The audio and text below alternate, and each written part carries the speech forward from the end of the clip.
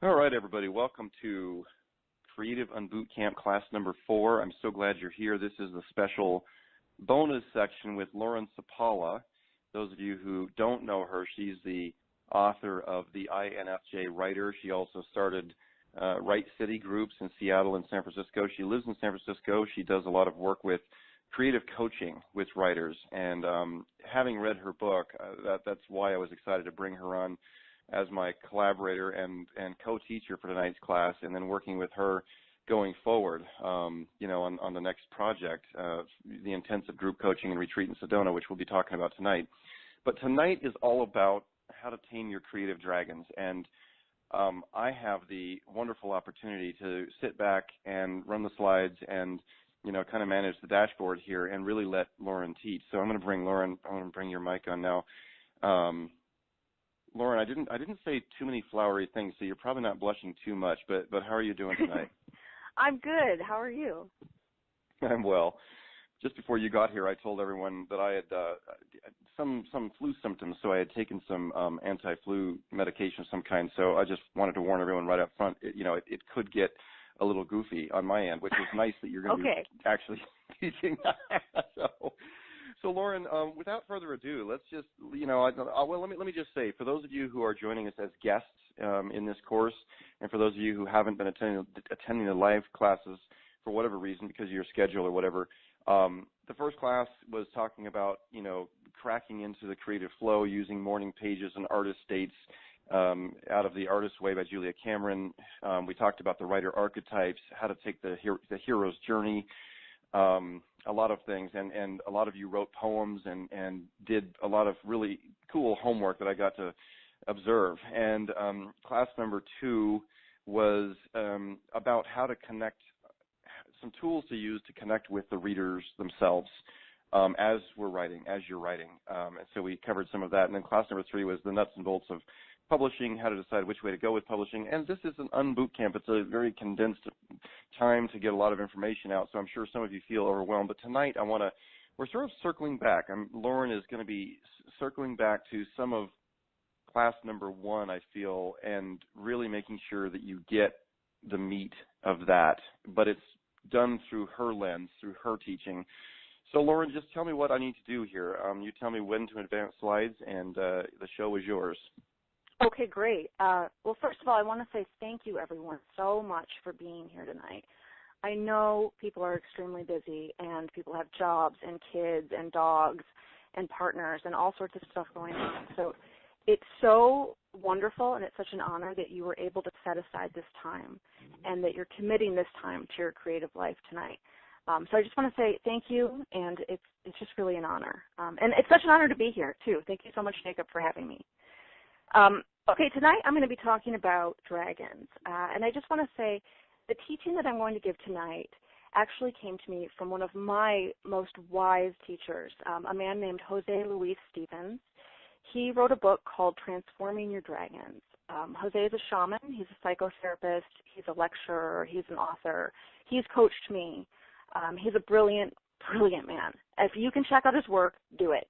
Jump online, grab this book. It's called Transforming Your Dragons by Jose Luis Stevens. And it goes much more in depth than I will be able to tonight about the dragons, but I'm going to give an overview to the best of my ability. So we're looking at slide 1. The question is, what is a dragon? Well, a dragon, in the way we're going to use it tonight, the way we're going to talk about it, is a fear pattern. It's a dysfunctional behavior that a person uses whenever they're scared. And scared can cover a wide range, like you're terrified or you're a little bit anxious. You feel threatened, you feel emotionally triggered by something. Whatever it is, you feel uncomfortable, and you want to protect yourself and you want to get through it. When you were a very small child, you chose one of 7 fear patterns to do that. Usually we choose these based on what we see our parents do. It can also come from our peers and colleagues later in life. Sometimes we're born with something. It really doesn't matter how it gets there, but these things have been in us for a very, very long time, so they feel comfortable and familiar. So why do we call fear patterns dragons? How is that helpful?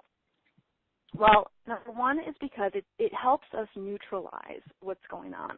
A lot of times, especially for writers and artists who are very sensitive people, we tend to identify with the things that we think we're doing wrong. So the first dragon I'm going to talk about is arrogance. So someone who's very sensitive might say, oh, I just saw this arrogance pattern in me, and I hate it, and I hate myself. I'm an arrogant jerk, and that's me. That's not very helpful because that's actually going into self-deprecation. What we want to do is pull back and say, oh, wow, I see that pattern there. Huh, okay, that's the arrogance dragon. That's a pattern I have. Isn't that interesting? Okay, I know about it. I can move forward now. So that's why we say dragons. It gives us that little bit of perspective. Now, in order to really jump into talking about the dragons, I want to open up with a story from my own personal life so you can see how the dragons come into play in a real person's life, which was my writing journey. So I'll start from my very, very basic background. I was born in 1978. I was my parents' oldest child. I was the first child. When I was 2 years old, my mother became pregnant with my younger brother. She also the same year at the same time was diagnosed with breast cancer. Now I'm not sure what stage she was in, but it was pretty bad. She had to have a double mastectomy immediately. She had both breasts totally removed. This happened during the pregnancy. She then gave birth to my brother, went straight into chemotherapy, lost all her hair, was very sick for the next couple of years. So this was pretty traumatic stuff. I was really young. She went into remission. She did end up going into remission. And they never say, like, you make a full recovery, but she went into remission for a while. They had, hope, very promising. When my younger brother was about 3 or 4, he was then diagnosed with leukemia. It was another big blow to the family. He was sick for the next few years, and he ultimately died when he was right before his 7th birthday, right before I was 9 years old. About 6 months after my brother died, my parents got a divorce. This, at the time, wasn't actually that traumatic. My dad was a workaholic. He wasn't home that much, so I really didn't notice that he wasn't there a lot. After the divorce, it seemed like I saw him more, if anything. He immediately remarried, and my mother was diagnosed shortly afterwards with ovarian cancer, which she died from when I was 12. I then lived with my grandmother, who raised me until I was 16 when she died of cancer, and then I lived on my own until I went to college. So this is a lot of tragedies all in a row, and it's kind of a convoluted timeline. But the important thing that I want you to know about this story is my parents divorced because my father had been having an affair.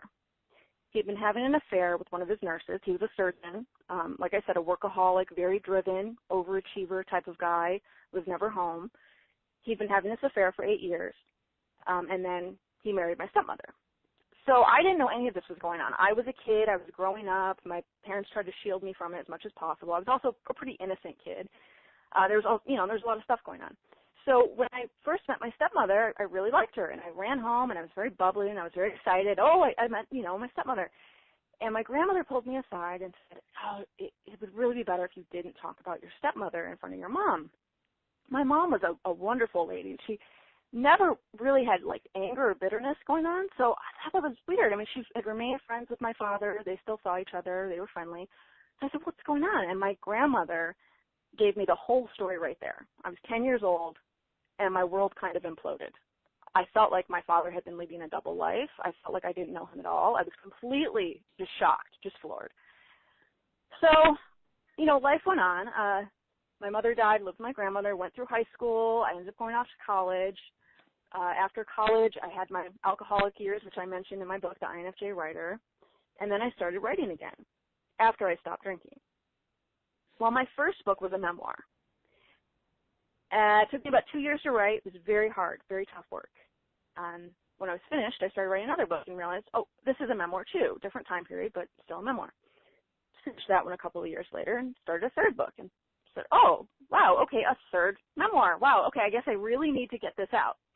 So after a few years had passed and I'd finished these 3 memoirs, I read them all and I was like, that's it. I got it all out. I processed all that stuff about my dad. I revisited my childhood. I ranted about it on paper. I walked through the streets of San Francisco crying, looking like a crazy person. Like, I got that out. It's done. Now, this is something that I run across with my clients all the time, and I think this is a product of our culture. we sort of live in this therapy culture where we compartmentalize and we say, oh, you go to therapy and you work out an issue and you talk about it. You go once a week. And then when you've talked it out, it's done. You can kind of check that off your to-do list of emotional, personal growth work. You're done. So that's what I thought. I thought, oh, I wrote these 3 memoirs and now I'm done. Great, I'll move on to fiction. So I started writing fiction. And the first fiction book I wrote, I started with a character who came to me. And I saw him before I heard him. He was a wonderful young man, 15 years old. His name was Alex. He lived in 1983 in Michigan. Coincidentally, I'm from Michigan. He was a heavy metal kid, an outcast, kind of a loner, very sweet, very gentle, just an introverted, lovely soul. I loved him. And so finally when he started talking, I said, Alex, what do you have to tell me? And he said, I have to tell you why I killed my father.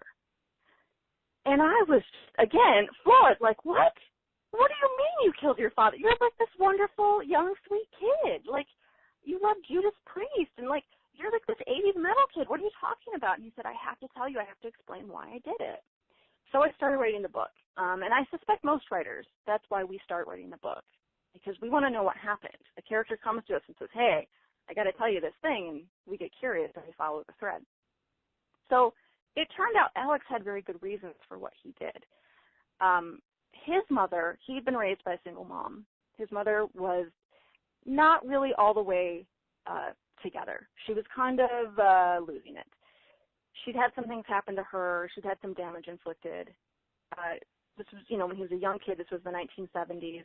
She decided to take him and hitchhike across the country. He was 3 or 4 years old. So she said, I'll hitchhike, we'll take the bus, whatever. She didn't really have a plan. They didn't have any money.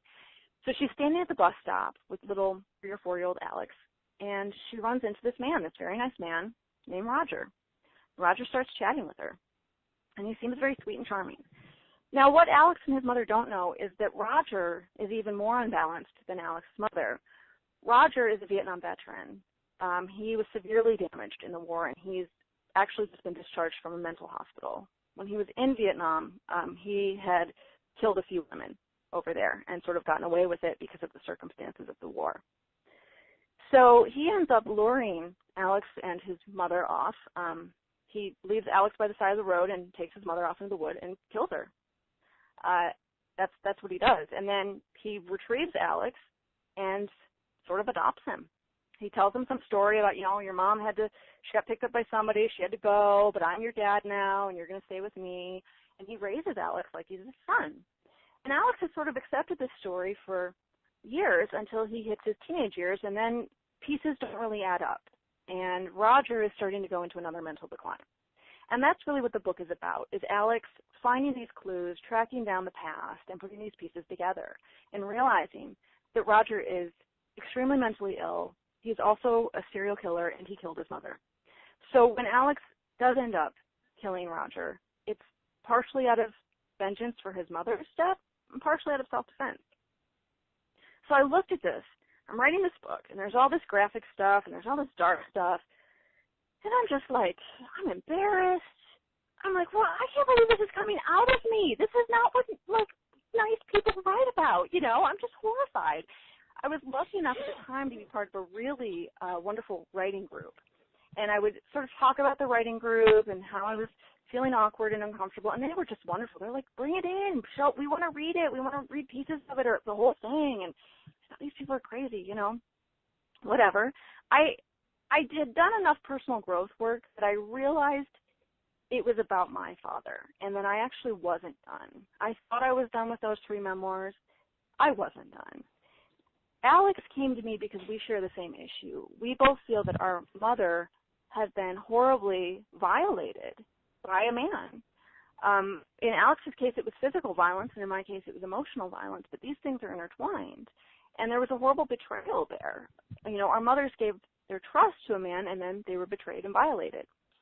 So once I saw that, then I started really feeling weird. Then I was like, oh, my God, all my old daddy issues are showing up. I can never show this to anyone.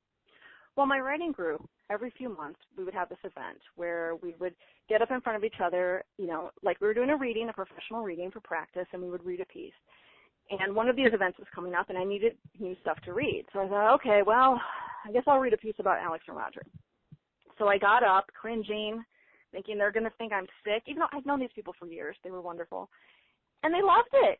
They loved it. After I read, they said, this is great. This is so interesting. I want to know more. Can you bring the whole thing? Can we read it? And I said, okay, well, I'll think about it. And I went home, and I immediately went into Arrogance. The Arrogance dragon showed up for me. That's one of my primary dragons.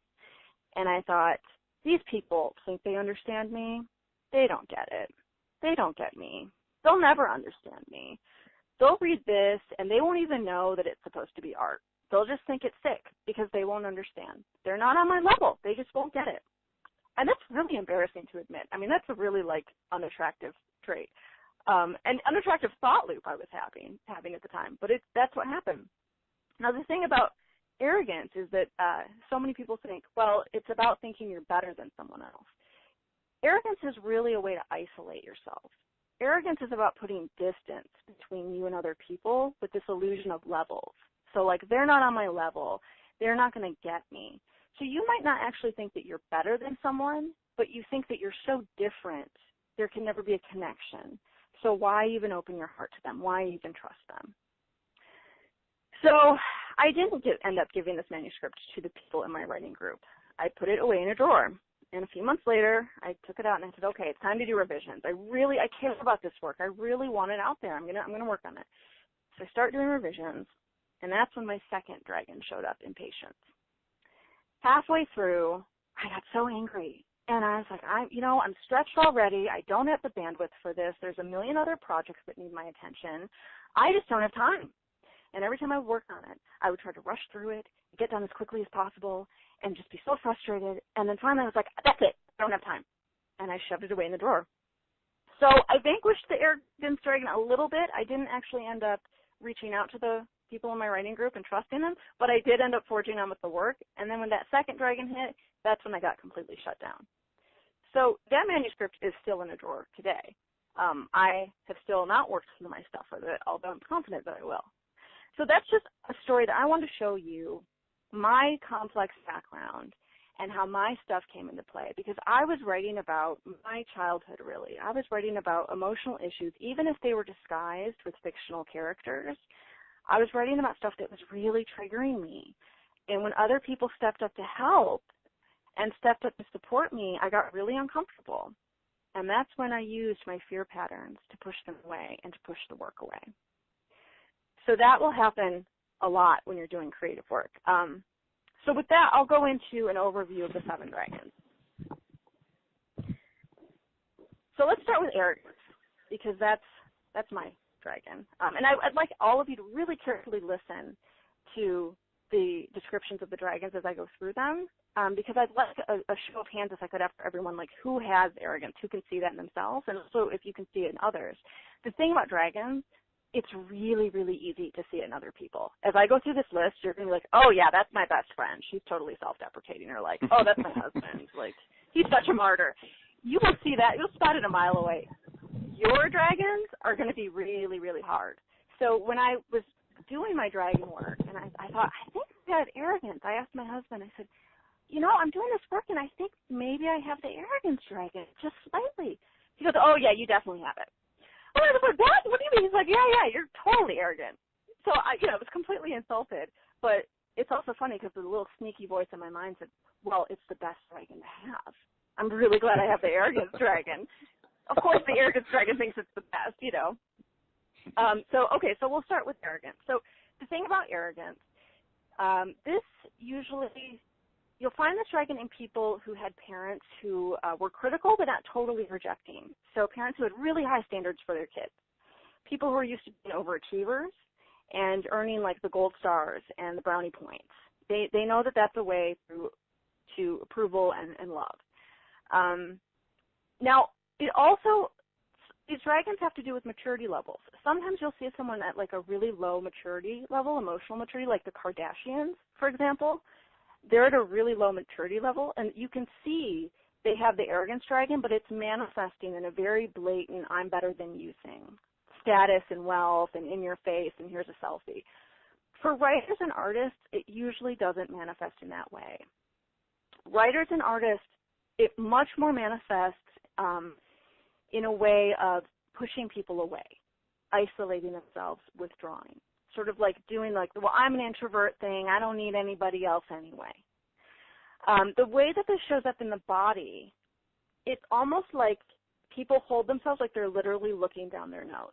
They're holding their neck and their chest at a really awkward angle, and they're constricting the diaphragm. So when you're in the grip of the Arrogance dragon, you're actually not able to breathe deeply. You're taking really shallow breaths, partly because you're in fear, but also because that's sort of how the dragon manifests. You're not able to look people in the eyes. You're sort of like looking either up at them or down at them.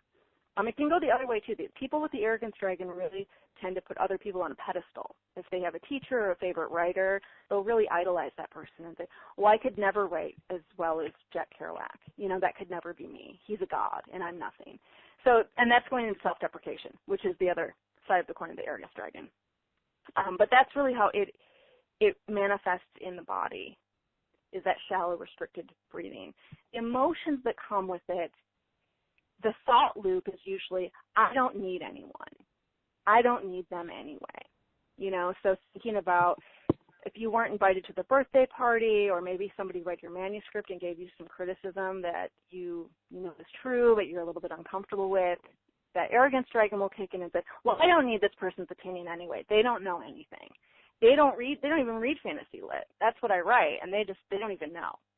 So you can kind of see how that comes into play.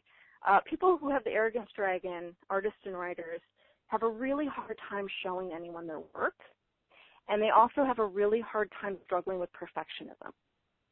Because the thing about arrogance, the Arrogance dragon is convinced if anyone sees your flaws, they won't love you anymore. If they see even one weakness, one mistake, one flaw, that's it. You're out. They won't love you anymore. So they're trying to find safety through isolation. They're like, I'll withdraw first, and then they won't even get the chance to reject me, and I'll keep myself aloof.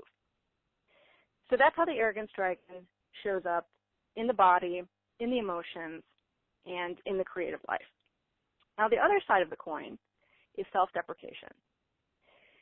People Hey, Lauren, can we get a show of hands on anybody who feels yes, like they please. see? Yeah, so if you feel like you have that, please raise your hand, *2 on the phone, and say something if you're tuning in through the web on the question and answer chat box there. I'd like to see, you know, those of you who say they, feel like they see themselves in this. I see a lot of hands coming up on the phone side, almost half, I would say, Lauren. So that I'm guessing that probably doesn't surprise you. No, the Arrogance dragon is a pretty common one for artists because it brings along with it like exacting taste. You know, artists know exactly how they want their stuff to look. It's this sort of like the Steve Jobs thing going on. You know, Steve Jobs really knew like, oh no, this corner has to be to the millimeter, and nothing less. So that's the Arrogance dragon coming in. I'd also like to see a show of hands if someone has someone to them close in their life who has the Arrogance dragon, like a spouse, or maybe a best friend, or maybe their mom or dad.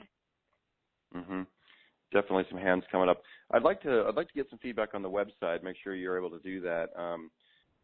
Just answer yes or whatever. We're getting some yeps, and sounds pretty familiar. Please do interact with me with us on the website, folks. Me so much. Yes. Okay. So definitely. Yeah, that's great. And not as many hands for somebody close to them, but definitely people are raising their hands on that one, Lauren. Okay. Well, it's interesting because people with the Arrogance dragon tend to attract people with the Self-deprecation dragon, which is the next one. So maybe we'll have more hands about that one. So if you're ready, can I go into self-deprecation? Yeah. Okay, perfect. Well, okay, so self-deprecation. People with the self-deprecation dragon have a belief that they are just the lowest of the low and that they're going to disappoint people constantly. They're just always going to disappoint people. So they try to sort of set up these lowered expectations so that people aren't surprised when they disappoint them. So people with the self-deprecation dragon, you'll hear them say, like before they try anything new, if someone's like, oh, do you want to give my new skateboard a try? They'll say, yeah, but I'm probably going to screw it up anyway. You know, and then they'll get on the skateboard and fall off and say, see, I told you, like I'm just no good at that sort of thing. People with the self-deprecation dragon also apologize a lot, like for no reason. Like someone will bump into them and they'll say, I'm sorry. They kind of say I'm sorry as a reflex. And if you say, wow, I noticed that you're saying I'm sorry a lot, they'll apologize for that too. I was like, I'm sorry for saying sorry.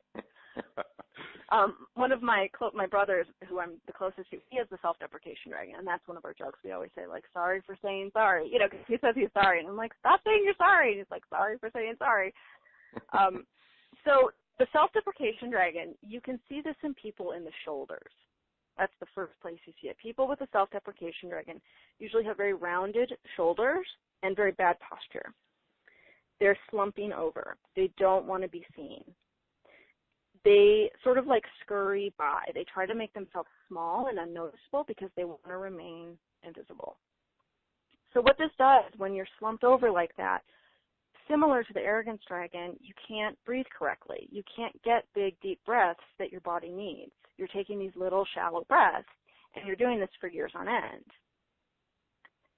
So you can really kind of spot this one pretty easily because of the slumped, poor posture.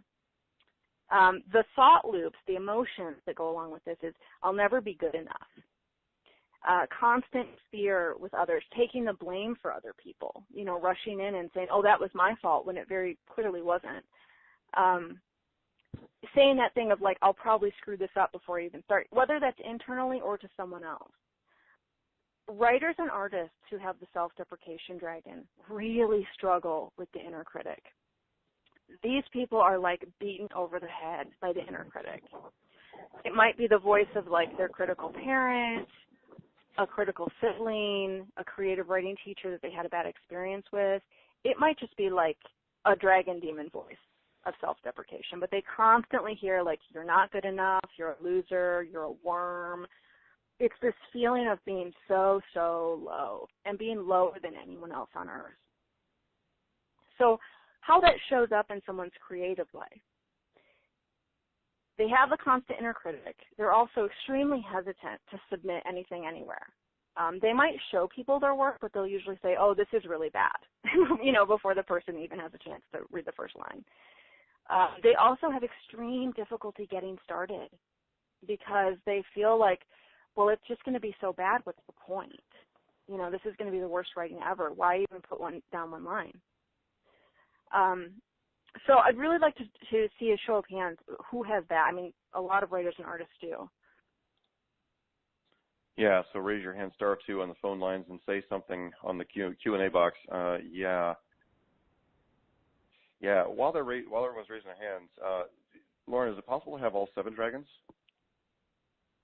Oh, yeah. I mean, usually people have like 1 or 2 really strong ones, and then the other ones come and go. I mean, we're all human. Like, there's no one who's like, yeah, I've never had that one. You know, like, that just doesn't exist. Like, we all have experiences with all of them, but we usually have 1 or 2 really strong ones that tag team us. Yeah, getting a lot of feedback on this. You know, probably about a third of the group on the phone line saying yes, and, you know, definitely some feedback. Yeah, here we go, self-deprecation. Yeah, and Beth just asked, you know, I've got both their arrogance and self-deprecation. Is that possible? Yeah, so you just answered that.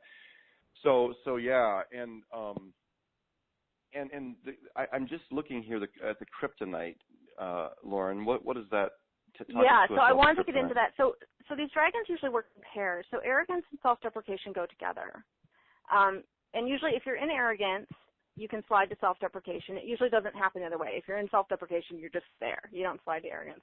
But the way to vanquish these dragons, so with arrogance, because the heart is so closed, the way to work with it is to open the heart and to be vulnerable with others and to fight against that urge to withdraw.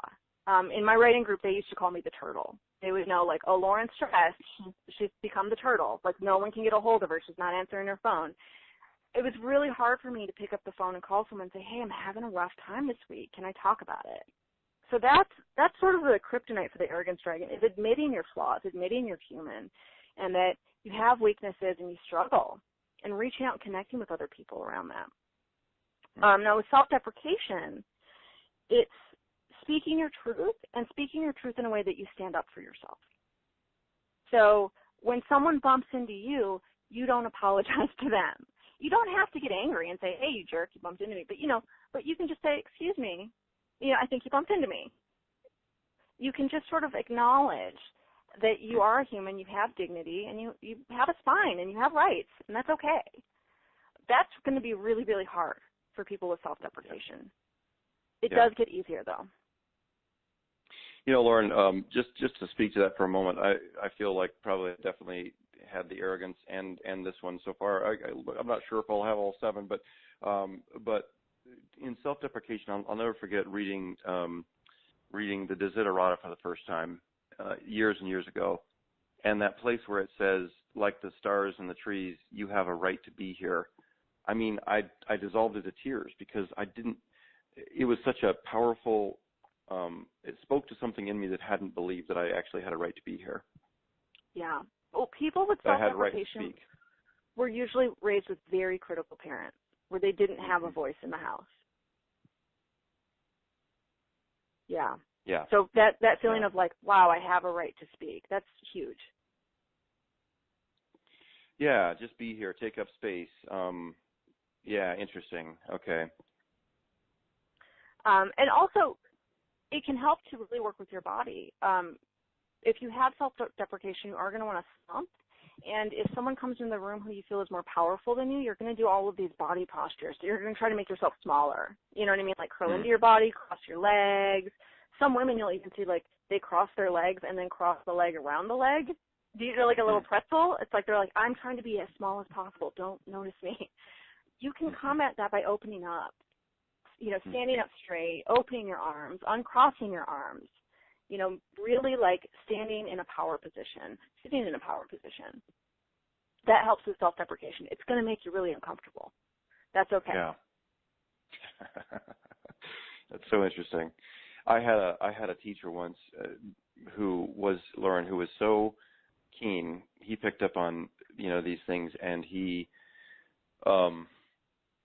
said, Jacob, you have such a hard time speaking your truth. He taught me this phrase that helped me so much. He said, if you feel it, say it gently. He said, now your problem isn't going to be gently. He said, if anything, by the time you actually speak your truth to where it sounds like you're shouting and screaming, it's going to be about at a normal level. People might actually be able to hear you at that point. But he said, you're going to be incredibly uncomfortable with speaking your truth. Yeah. Yeah, it gets easier, like I said, but it's never like, okay, I did it a few times and now it's great. I have no problem with that. It's always like an ongoing work in progress. Yeah. Yeah, well, and I love that you're focusing on the ongoing work in progress because I feel like so many of us, especially those of us with A student mentalities and perfectionism and all of that, and of course I'm raising my hand there. We just have such a hard time relaxing, and I have my youngest brother, completely different way of living. He said, Jacob, I was always a fuck up. He said, you guys didn't ever expect anything out of me. Therefore, I was free to experiment. I could be whatever I wanted to be, and nobody really expected anything. And that was such a revealing thing because I'm the oldest of the 6, and I had such a hard time just letting go, being vulnerable with others. And what was funny is a lot of people felt like I was incredibly vulnerable, but the truth is I was keeping people, and still do. My inner circle is really, really small. But people thought, oh yeah, you're the most open person I know. Well, the truth is, I was really good at hiding. Yeah. Yeah, that's the thing. Arrogance and self-deprecation, they're both about hiding. It's about presenting an image that's not really you. Yeah. So I'm going to move on to greed, if we're ready. Yeah. If we're ready for greed. Greed is a really interesting one. Greed is about feeling like there's never enough. It's a feeling of hunger. If you've ever sort of been laying around the house and maybe like your mom calls and you don't want to talk to her, or your brother calls and annoys you, and you were perfectly fine, but now you really want some salty potato chips, You want some chocolate chip cookies maybe, or you just kind of go to the refrigerator and you look in like, oh, is there anything good in there? That's the greed dragon showing up. Like, oh, let's distract ourselves. Like, we don't want to think about this icky, emotional stuff. Let's just shove a cookie in our mouth, So the way that greed shows up in the body is hunger. It can also show up in our closets in the form of hoarding. Greed is this belief that there's not enough. There's never enough. I have to compete for what I need, which includes love and includes approval. And so once I get something, I better hang on to it. You know, it doesn't matter if I have 80 pairs of shoes. If I get 81 pairs, like I have to hang on to all of them. So greed is a really hard one to deal with because the minute you're like, okay, that's it, I'm not going to, binge on chocolate chip cookies. It's like, well, how about we go shopping? What's the harm in shopping? And you're like, no, I'm not going to go shopping. It's like, well, what about the online gambling site? Didn't you think that, that was kind of interesting? So it will just kind of run you through, With greed, you can sort of like binge and hoard on anything. But it will always show up as that hunger, and that's where the body check-in comes in so helpfully. If you check into your body and say, am I really hungry? Do I really need to go to the store right now? Do I really need another pair of shoes? If you just kind of sit, this is going to be uncomfortable too. If you sit and say, do I really need this? And you get a no, that's when you know the greed dragon has shown up, and it's trying to shield you. It's trying to help you not look at something that you really don't want to look at. It can also be sort of like a low anxiety that slides into panic. So how this can show up creatively. So if you're part of a writing group or a writing community, you might feel like there's not enough. Like there's only one instructor, or there's only one time slot for someone to read their stuff, or there's only one manuscript that people are taking home this week, and you're not going to get to have that time slot or be the one whose manuscript is taken home or the attention of the instructor. So you kind of do these manipulative strategies, well, maybe if I have a big enough and glamorous enough story, I'll get the attention, or maybe I can wedge my manuscript in with the other person's, or you sort of dominate the talk time at the table. And that's the thing. People think, well, greedy people are doing this because they're selfish. It's actually because they're not selfish. It's because they're not giving themselves enough self-care. It's really, really hard for them to give themselves what they need. It's really hard for them to sit and self-soothe and really go to that place inside and say, I am loved. I am always loved, and I know that. There's a fear that there's just not enough love. And I did the wrong thing, or I said the wrong thing, or I just am the wrong thing, and I don't get rewarded. I don't get the love. So that's greed at work. Greed can also really end up in some bad places. It can really affect, your weight, or you have a gambling problem, or a sex addiction, or compulsive shopping. It can really, hit your finances pretty hard. And that's where greed slides into self-destruction, because too much in excess of anything is really, you're going to self-destruct. So we'll go right into self-destruction. Self-destruction is a huge Hey, would you mind one. if we Yes, let's do the hands. Yes, for sure. Yeah, so if you see the greed dragon in your life, would you please raise your hand, star 2 on the phone, and say something about this on the website? OMG greed.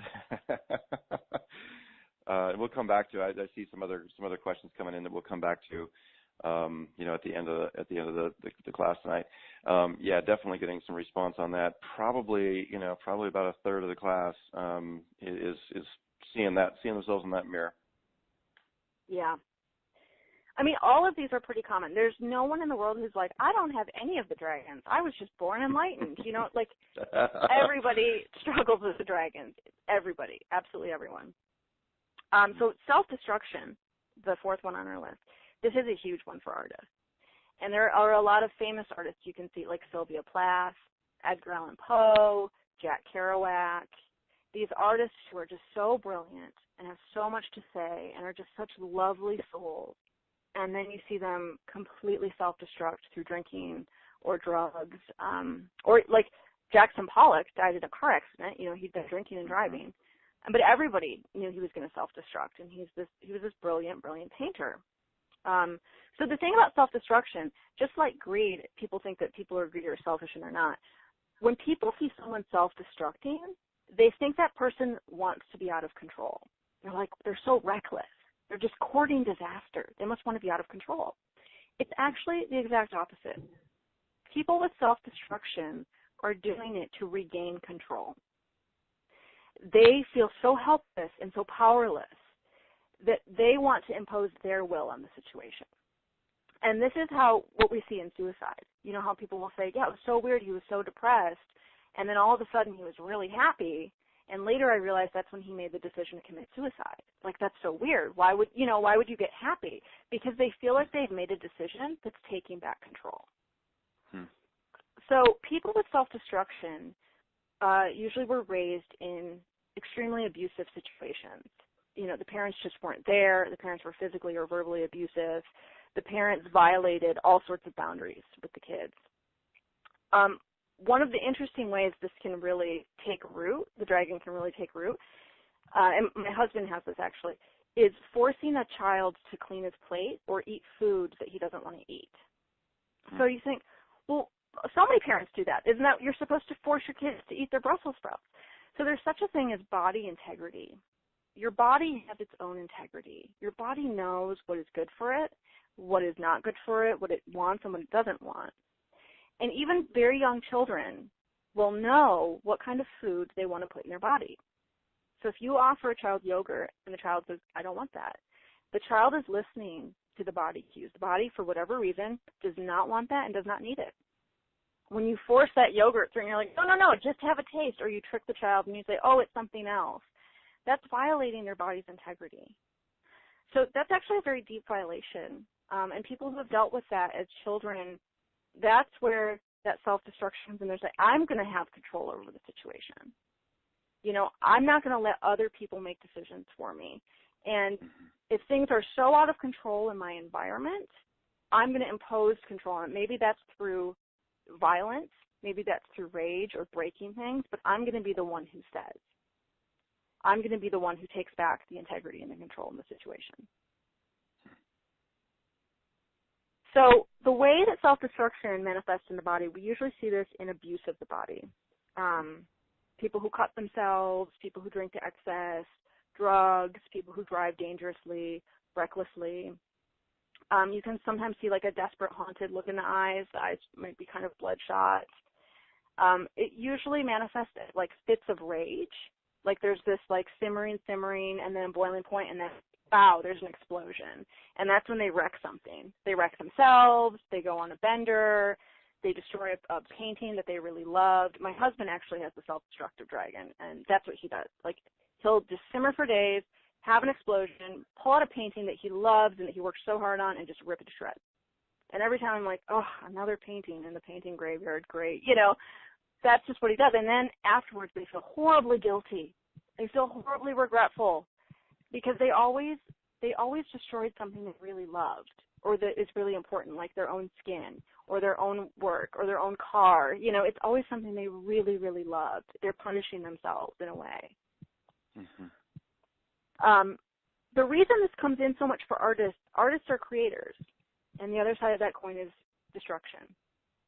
So that's an easy one to see. There's a healthy way to work with destruction and an unhealthy way. So the emotions that come along with it is just this feeling of bleakness, utter bleak, hopeless depression. What's the point? It's never going to get any better. You know, why should I even do this? Just a really, really dark place. The way we see this show up in the creative life, somebody might work for years on a manuscript and then just delete the whole thing. Or even build a bonfire and toss it in if they're really flamboyant and artistic. Sabotaging of relationships. You know, they might join a writing group and everyone really likes them and it's a really good fit, and then they just stop going. They won't let themselves go back. Or they're drinking so much or they're doing so many drugs that they can't even put any time or energy towards their writing because they're sick all the time. So that's how it shows up in the creative life. I'd love to see how many people are dealing with self-destruction. Yeah, so raise your hand if you see this dragon showing up in your life. Star 2 on the phone. And there's a question. Setsu says, is there a chat box or are all these anonymous? I'm only seeing the slide. Yeah, we don't have the actual back and forth chat. So if you type in a question or answer, I see it, but not everyone else can. So, yeah, let's see what we have here. Yes, coming in. Lots of hands coming up. Okay, and you know, it's funny, Lauren, hearing you talk through these. I mean, I can see where some of these have been moderated in some way in my life, but so far I can definitely see each of these dragons in my own life at different times and different ways. So this is really fascinating. Well, and that's the thing about self-destruction is it's really glamorized in artistic culture. You know, there's all these movies about, you know, these biopics of these artists that just, you know, sort of were consumed by their own genius flame. And sometimes self-destruction is necessary. Sometimes you do need to slash and burn all your work and start over. But what's the difference is what kind of energy you're coming from. If you are like, okay, I'm feeling like I'm in a sane, sober state of mind, and I actually don't want to put that manuscript out in the world, I think it would be much more cleansing for me to throw it into a bonfire. I'm going to do that with some supportive friends this weekend.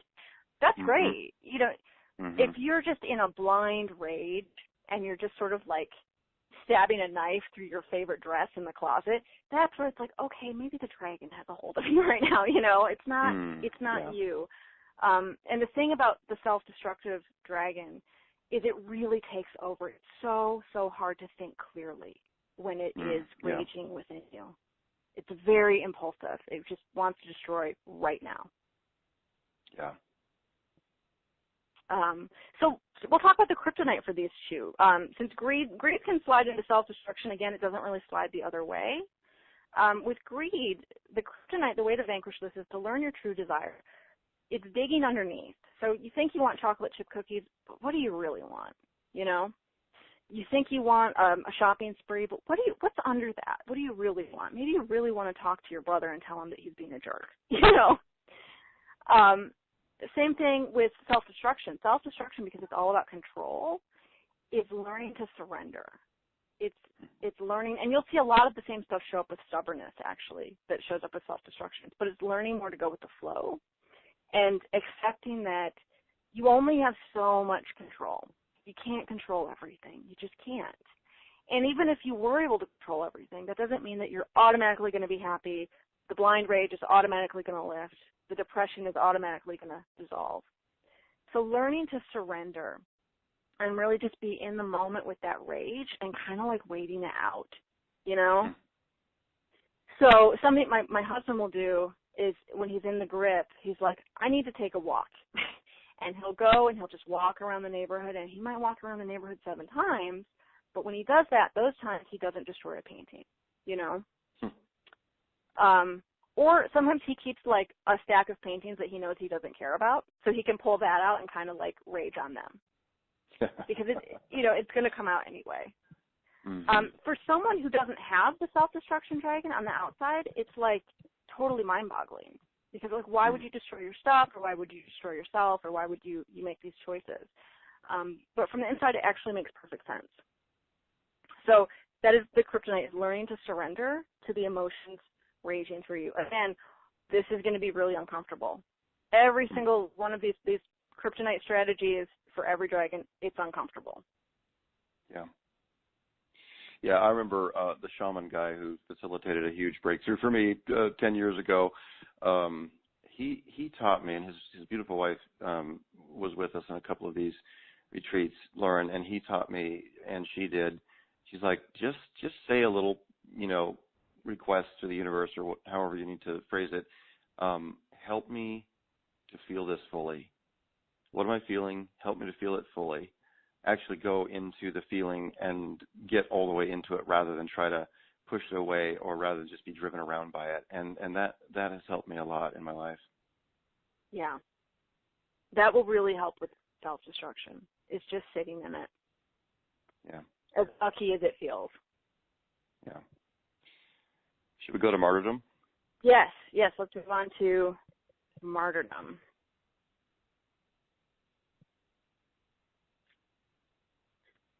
So with martyrdom, martyrs have a goal. The belief system is sort of, I can win this situation by suffering the most. Martyrs usually grew up in a situation where they got love and approval by being needed in their house. So maybe there was an invalid in the house, maybe there was an absent parent, but they kind of came in and filled the shoes for the other parent or whoever needed them. You'll see martyrdom a lot in women. women who maybe like their mother died or their mother was absent, and they kind of like came in and they filled the role of the wife. Like, I'll do all the housework and I'll take care of the younger children even though I'm only 12, sort of like old beyond my years. That's where martyrdom takes root, is I get love by being needed. So how martyrdom shows up in the body, we usually see it in the voice, because martyrdom is about saying yes when you really mean no, and engaging in this behavior for years. So you agree to tasks you don't really want to do. You go places you don't really want to go. You let other people pick the restaurant when you hate Indian food. You don't speak up for yourself. So when martyrs speak, a lot of times you'll see them talking through gritted teeth. Like, they actually will grit their jaw, and they're like, I'm just getting through this. Or they might speak very softly, and they kind of force the person to really lean in and ask them to repeat themselves, sort of like, well, if you're going to communicate with me, then you're going to pay for it, They might even talk with a hand over their mouth, like, oh, it's not safe to let you see what I'm saying, to let you see how I'm expressing myself. So we saw this with self-deprecation, too, this speaking your truth. With martyrdom, it takes more the form of martyrs really are terrified of asking other people for help or of receiving help from other people, because they're terrified that it'll be found out that they need help, that they're not necessary, What works a little counterintuitively, when they want more love or they need more love, oftentimes you'll see them get hurt. Like, they'll suddenly sprain their ankle, and then, like, they have to be on the couch for a week and watch someone else clean the kitchen, but they're not doing it the way it should be done, and they're sort of complaining the whole time, and the person who's trying to help is just so frustrated with them. Martyrdom is really, really frustrating for the people, the family members, and the friends and the partners of the person who has the martyrdom dragon. So the way this shows up in the emotions, the thought loop, it's just like, no one appreciates me. There's also a lot of have to. I have to do this. I have to go to this restaurant even though I hate Indian food. I have to clean the kitchen even though I have the flu. If I don't do it, no one else will do it. I have to do it. And that sets up this constant loop of resentment, just cycling through and eating away at the person's core.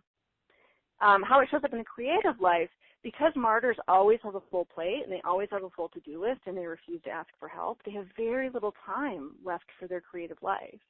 They have no time at all for writing because they're cleaning the kitchen. They're going to the Indian restaurant that they don't want to go to. They've signed up to help their son's baseball team again, even though they are already stretched beyond their limit. So I'd just like to see a show of hands if anybody recognizes this in themselves or someone else. Yeah, a bunch of hands are coming up so far. Wow. I mean, a lot of hands are coming up on this one.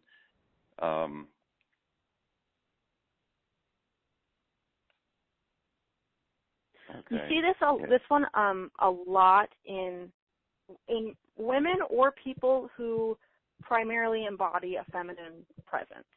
You can be biologically male or female, but if you feel like you primarily have a feminine presence, martyrdom really shows up a lot for that. Self-destruction is primarily masculine. Because in our culture, we teach men it's okay to be angry. Like, that's the one emotion you can't have. It's fine to fly into a blind rage. And we teach women, like, it's not okay to be angry. It's okay to have a negative emotion, but you need to internalize that and kind of be quiet about it. Go sit and suffer in the corner. And while be useful while you're doing that, too. So that's perfect for martyrdom. I'm going to suffer and be useful at the same time. Yeah. So martyrdom is connected to our next dragon, which is impatience, and that's actually. I want you to hurry up and get to the next one here, Lauren.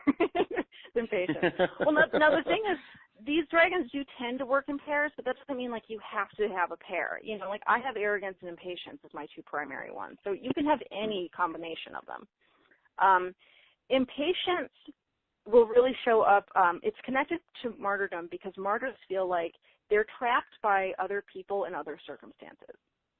They could be happy if other people weren't such idiots, or if other people knew how to do it and they didn't have to do it for them. People who have the impatience dragon, they feel similarly trapped by circumstances and people. So people who have impatience, they are really uncomfortable in the present moment. And they rush everywhere. Obviously, that seems obvious. I have it where when I'm sitting at my computer, I'm actually like leaning in. I'll be like on the edge of my seat, like I want to jump to the computer screen because that will somehow help me get my work done faster. People with impatience, they tend to walk very quickly. They will bump into things. They will knock things over because they're not paying attention. They're horrible drivers. They are like road rage. You know, get out of my way. This person's in the wrong lane. They're driving too slowly. They're always checking the time. They always feel like they're running out of time, and they feel very panicked about that. They tend to try to plan to get places way, way early. They either get somewhere like way earlier than they need to be, or they're late all the time, even though they don't mean to be. So it's this weirdness with time. They feel like there's not enough time, so there never really is. And you will see that in the body. Like you'll see impatient people leaning forward. They interrupt a lot. They don't let other people finish their sentences. They might like tap their foot or cross their arms or roll their eyes. They're sort of dismissive because people are taking too long. And they always feel rushed, and they have that shallow breathing that we saw with arrogance and self-deprecation. So how this shows up in the creative life is constant distraction. People with the impatience dragon will tend to give up on projects because it's just taking too long. And as you know, Jacob, writing a book takes a long time. I mean, it can take years. But they might give up halfway through the first draft, or they don't want to wait for feedback from other people. You'll see it in self-published authors who kind of rush through the process because they don't want to wait for that feedback and make changes. They just kind of like rush it through the presses, and then there's a lot of mistakes. Or they just might give up on writing altogether because it's too slow, you know, or they force ideas before they're ready. So how many of you are impatient? That's what I'd like to know. Yeah, raise your hand if you see this dragon. Wow, a bunch of hands coming up on this one. Oh my God. Yeah, a lot of hands. Like this one is probably as big as any of the first ones. Thank you. Thanks for raising your hands, and I'll check the Q&A on this side. A couple of you have said that you couldn't see the next slide of dragons, and I've changed back and forth just a little bit, so hopefully you can see that. What we're talking about here. Yeah, so Lauren, definitely a lot of people are identifying with that one.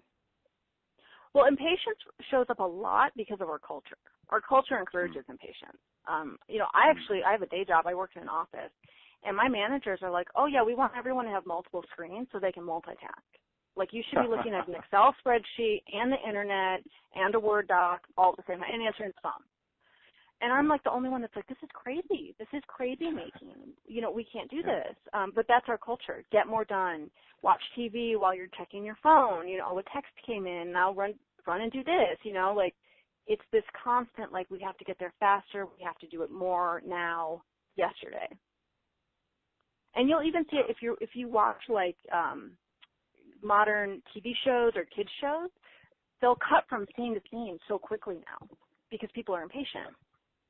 Yeah. You know, that like long, slow black and white film from the 40s, like you just don't see that pace anymore. Yeah. So that leads us into our last dragon, stubbornness. Now, the other 6 sort of work in pairs. Stubbornness is on its own. And ironically enough, stubbornness is kind of fluid. It's kind of flexible. It can attach itself to any of the other ones. So, you know, I have arrogance and impatience, but sometimes when I'm trying to dissolve those patterns or I'm trying to work with those dragons, stubbornness will come in and say, no, we're going to hang on. We're just going to hang on tight. Stubbornness can really be connected to self-destruction, if anything, because people who are stubborn had similar childhoods to people who are self-destructive. They were in situations where they feel like they didn't have control, they didn't get a say, they were forced to do things they didn't want to do. With stubbornness, and it's also about preserving that personal integrity. Stubbornness really shows up in the jaw.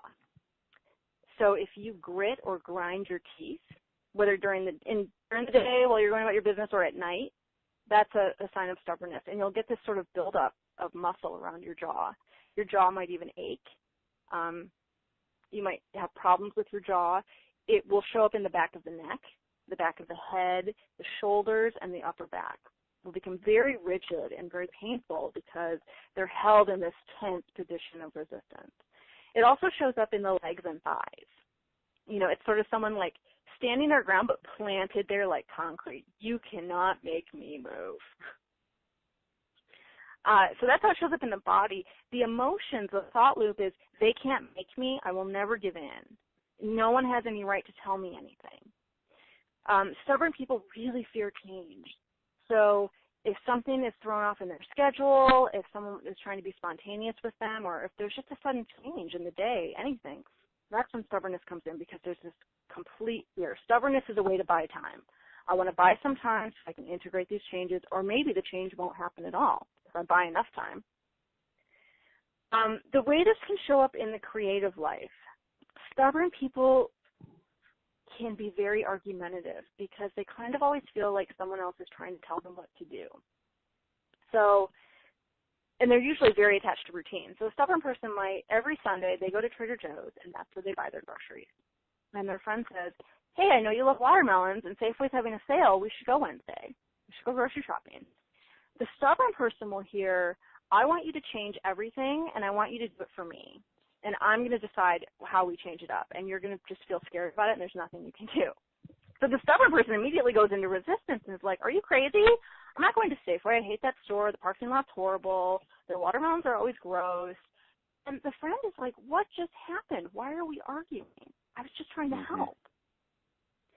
So that can really show up in the creative life.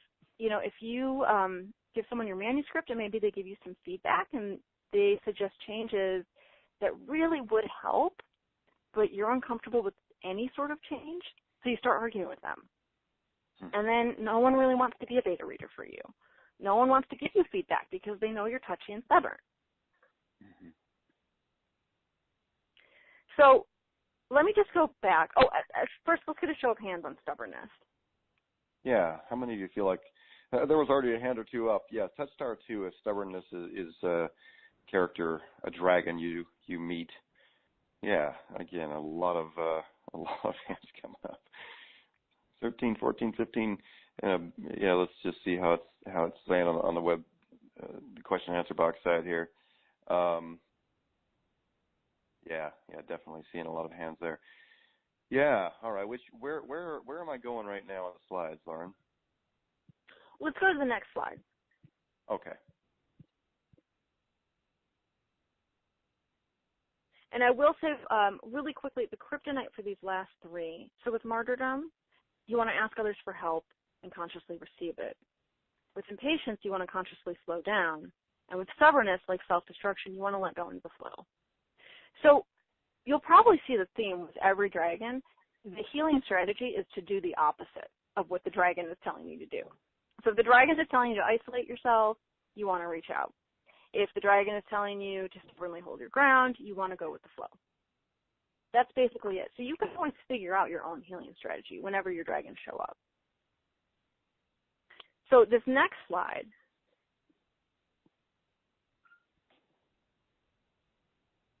why do the dragons show up? Dragons are always trying to protect us. It seems really messed up, and they're doing it in a really dysfunctional way. But this is a way we adopted when we were like 4, 5, 6 years old, and it might have worked back then. It probably did work because we were probably in a dysfunctional relationship or situation. So if anything was going to work, this was going to work. So we just sort of like kept it with us. The other thing is it usually runs in the family. So arrogance runs in my family. And as messed up as this is, I feel a kinship with my family over the arrogance dragon. You know, we fight about so many things, and I live 2,000 miles away from them. But when I do get together with them, I can see they're really arrogant, and that's comforting to me. I know exactly how to handle them. It feels like it's my identity. So dragons show up to keep us comfortable and to protect us. Now, if we could just get a show of hands, how many people tuned in tonight are writing memoir?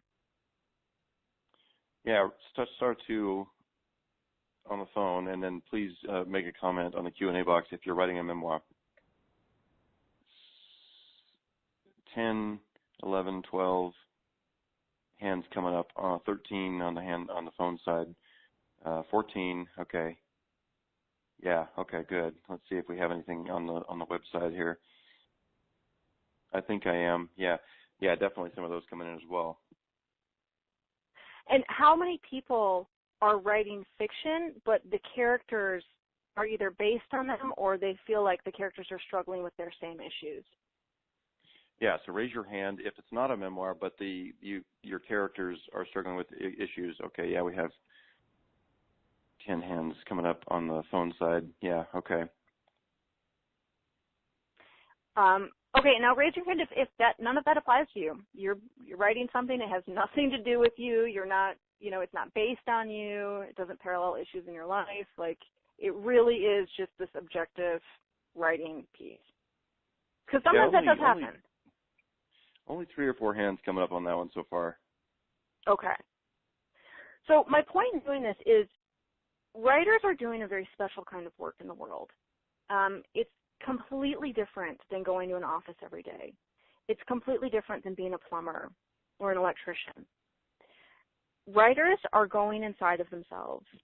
They're opening up their hearts and they're pulling out the deepest pieces. They're examining those pieces and then they're showing them to the world. This is really intense work. This is work that can really, the intellect does come in, but it's mostly emotion. It's mostly soul work. Mm-hmm. So anytime you're doing that, anytime you're opening up your heart and doing that, all your stuff's going to come up. Your bad childhood, the humiliating memories from middle school. You might even be writing down the humiliating memories from middle school in detail, So these things are going to come up, and they're not always going to come up in the form of writing. It's not that like you're going to reject someone who wants to read your manuscript or you're going to be trying to hog the instructor's attention. It's going to be more like you get in a fight with your spouse and your self-destructive dragon comes out, or you sabotage a relationship with your best friend because you're working through stuff from your memoir and you just can't deal right now. Writers and artists tend to be very hard on themselves about that kind of stuff, and they also don't really connect the dots all of the time. That like, oh, wow, I'm working on this chapter about the abuse in my family going back generations, and I got in a horrible fight with my son this week. They don't see that the two things are connected. But it's because they feel vulnerable. It's because they feel so uncomfortable that their dragons have shown up. Because that is, if you go to the next slide, Jacob, so okay. Why do dragons show up in our lives? And then they show up to protect us. Mm. And that is always the reason. And that's good to keep in mind because when you see the dragon showing up, first there's this urge to condemn yourself and say, oh, I'm such an idiot. I have self-deprecation. I have greed. Like, I'm a greedy bastard. But if you can see it as dragon, if you can see it as just part of you, it's just a pattern that you're holding. And also, it's something that's really trying to protect you. That's where the love and the self-acceptance can come in. And that's where things can start to shift. Because if you're condemning yourself or you have that anger going on, nothing's really shifting. The energy's still stuck. You want to get to the place where things are moving. So that actually segues nicely into the 4 healing strategies to use in dragon work. So the big 4, humor, shifting into neutral, vulnerability, and acceptance. So humor is a big one. And a good way to learn humor actually is to watch stand-up comedy. Because comedians are sort of like the court jesters of society. I think there's a quote somewhere that says, if you're going to tell someone the truth, you better make sure you make them laugh while you do it or they'll kill you. Yeah, so Oscar Wilde said that. Yeah, you can see that a lot with the comedians. Like, comedians can say things that no one else can say. They can just go there because it's funny. And they sort of lighten the mood, too. And that's really what you want to do. When you catch a dragon showing up, have some humor about it. And you can always say, humor, please. Like, you can actually say that out loud. Okay, humor, please. I'm going to call up the field of humor. And it'll really help shift you into that much more of like a playful space.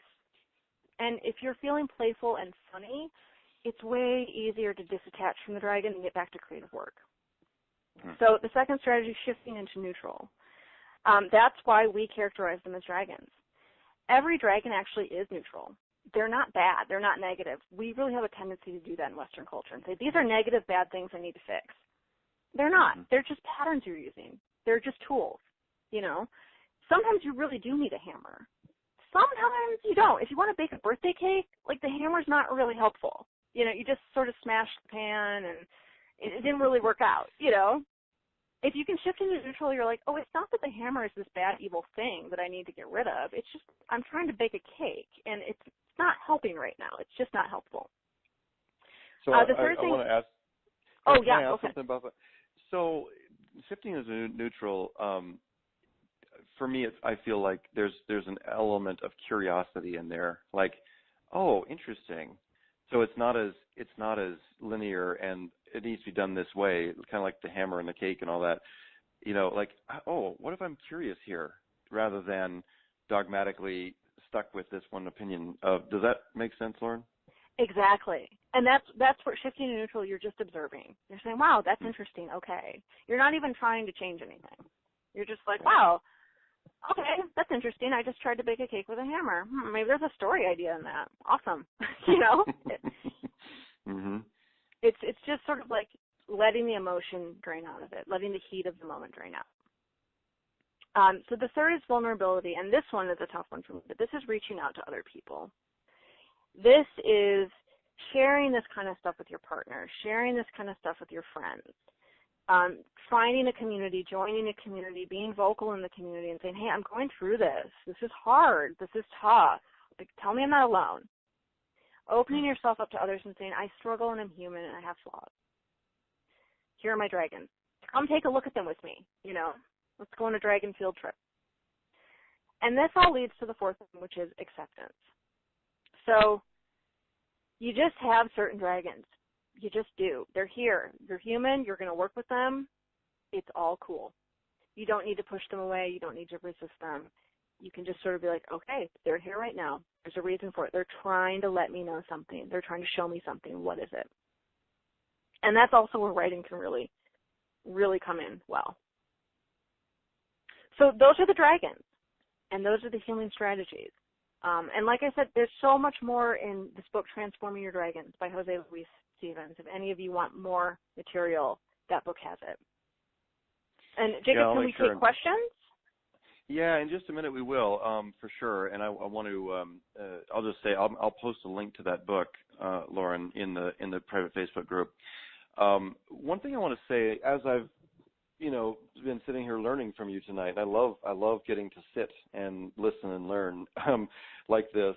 And I am so honored by noticing that these healing strategies happen in Creative and Boot Camp every year in the Facebook group primarily, where people are sharing, they're being vulnerable. The dragons come out for sure. Every year they do. I've never seen this structure. I've never heard it explained this way. So I love having a better understanding of what we're actually up to. Our dragons come out and fight each other in Creative and Boot Camp. And it's interesting to watch, though, so often these healing strategies come out in the conversation in various ways. Humor, shifting to neutral with curiosity, vulnerability. Watching members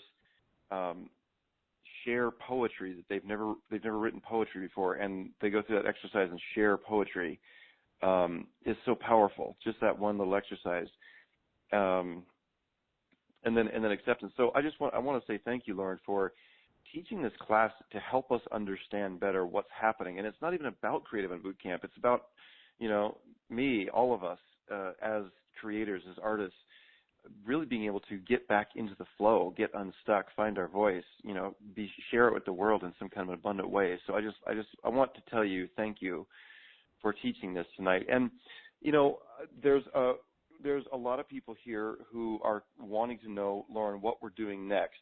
And so I will take questions after we talk a little bit about the Unleash Your Writer Soul thing. And Lauren, you haven't known me in previous years, so I'll just tell everyone here, generally speaking, after Creative and Boot Camp, what happens is a lot of people say, I don't want this to be over. I want to keep going. And it can be challenging sometimes to know exactly, how to move forward, because people are in all different stages of development. So what I usually do is have a 90-day intensive.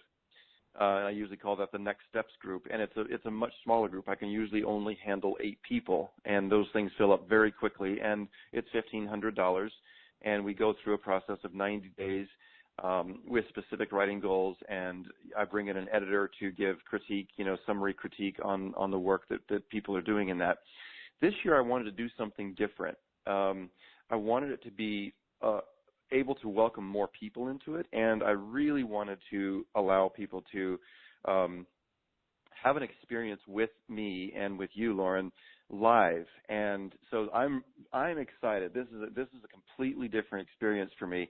On your if you're looking at the slides, there's a button down below that says Unleash Your Writer's Soul, and you can click that button. It'll open up the web page that describes the program that we're offering here. And this is so exciting to me because we're going to combine the Next Steps program, the group coaching aspect, with a retreat that happens in Sedona, Arizona, at the absolutely fantastic Sedona Mago retreat outside of town.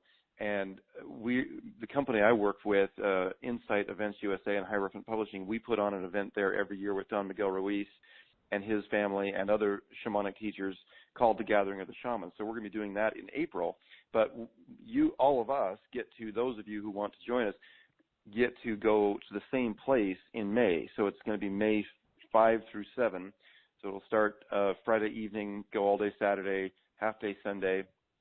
And what I'm excited about here is if you click the link, and don't worry if you don't have the link right now or whatever, I'll make sure that I post this in the group. But what I am excited about this is that the group coaching begins online immediately. So we'll have, as soon as you register, you'll get a new link to a Facebook group that's set up specifically for this. Now, the thing you need to know is we can handle quite a few people, but still the limit on this is 30. The Sedona Mago Retreat, has another program going on at the same time. Actually, it's Heather Ashamara who's doing her Warrior Goddess Wisdom Weekend there. So there's a couple of things going on, but our group can get up to 30 spots, which is cool. But the group coaching starts immediately. And what that looks like is we're going to have a monthly group call. This is going to be for the purpose of getting more detailed, more accountable to the actual writing process. And